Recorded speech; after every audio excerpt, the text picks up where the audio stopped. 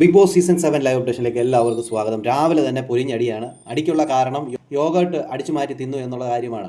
ഈ ഒരു കാര്യം ആദ്യം ചോദ്യം ചെയ്യുന്നത് സാബുമോൻ തന്നെയാണ്. ഇന്നലെ രാത്രി തന്നെ ആര്യനും ഒക്കെ പ്ലാൻ ചെയ്യുന്നുണ്ടായിരുന്നു ഈ യോഗട്ടിൻ്റെ അകത്ത് പഞ്ചസാര ഇട്ട് കഴിക്കുന്ന കാര്യം. അപ്പോൾ ഈ സാബുമോൻ അത് വിലക്കിയതാണ്. അങ്ങനെ കഴിക്കില്ല, എല്ലാവർക്കും ഉള്ള ഫുഡാണ്, അത് തിന്നാൻ പാടില്ല എന്ന്. രാവിലെ വന്ന് സാബുമോൻ ആ യോഗട്ട് ചെക്ക് ചെയ്യുന്ന സമയത്ത് അതിൻ്റെ അരഭാഗത്തോളം തീർത്തിരിക്കുന്നു.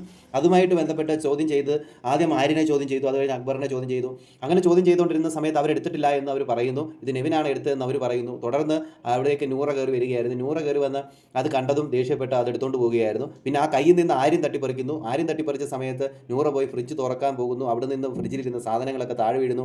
വലിയ വഴക്കാകുന്നുണ്ട്. ഒടുവിൽ ഈ പറയുന്ന നെവിൻ വന്നിട്ട് പറയുകയാണ് നെവിനാ എടുത്തതെന്ന് പറയുന്നു. നെവിൻ്റെ ഭാഗം മാത്രം എടുത്തോളൂ എന്ന് പറയുന്നത്. പക്ഷേ ഏറ്റവും കൂടുതൽ, അതായത് അതിൻ്റെ അരയോളം തീർത്ത് വെച്ചിരിക്കുകയാണ്.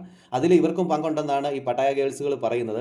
അത് കഴിഞ്ഞതിന് ശേഷം അനുമോൾ അതിലേക്ക് കടന്നു വരുന്നുണ്ട്. അനുമോൾ വന്നിട്ട് ഈ പറയുന്ന തൈര് എടുത്ത് മാറ്റുന്നുണ്ട്. അത് പിടിക്കാനായിട്ട്, അനുമോളെ കയറി പിടിക്കാനായിട്ട് ആര്യം ശ്രമിക്കുന്നു. വളരെ മോശമാണ്. ഒരു സ്ത്രീയുടെ ദേഹത്തേക്ക് കയറി പിടിക്കാനും ഒരു പേഴ്സണൽ സ്പേസിലേക്ക് കടന്നു ചെല്ലുക എന്നൊക്കെ പറഞ്ഞാൽ മോശമാണ്. അതിൻ്റെ ഇടയ്ക്ക് ഈ പറയുന്ന അക്ബർ അനുമോടെ തന്തയ്ക്ക് വിളിക്കുന്നു. എന്ത് മ്ലേച്ഛമായിട്ടുള്ള രീതിയിലാണെന്നറിയാമോ ഇവർ കളിക്കുന്നത്? ഇവരെന്ത് ഗുണ്ടാസംഘങ്ങളോ?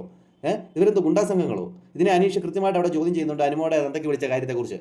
ഇത് മോശമായിട്ടൊരു കാര്യം തന്നെയാണ്. അവരുടെ വയറ് മാത്രം നിറയ്ക്കുന്നു. ഇന്നെന്തായാലും സാബുമോൻ വലിയ രീതിയിൽ തന്നെ ഫയർ ആകാനായിട്ട് ശ്രമിക്കുന്നുണ്ട്. സാബുമോൻ കറക്റ്റായിട്ടുള്ള കാര്യങ്ങൾ ഇപ്പോൾ മനസ്സിലായി. ഇന്നലെ സാബുമോനെ മാനിപ്പുലേറ്റ് ചെയ്തുകൊണ്ടിരിക്കുകയായിരുന്നു. ഇന്ന് സാബുമോന് കാര്യങ്ങൾ കൃത്യമായിട്ട് മനസ്സിലാകുന്നുണ്ടതായിട്ടാണ് നമുക്ക് മനസ്സിലാകാനായിട്ട് സാധിക്കുന്നത്. ഇനി എന്തൊക്കെ നടക്കും നമുക്ക് കാത്തിരുന്ന് തന്നെ കാണാം. കൂടുതൽ ബിഗ് ബോസ് ലൈവ് അപ്ഡേഷൻ ഈ ചാനൽ സബ്സ്ക്രൈബ് ചെയ്യാൻ മറക്കരുത്.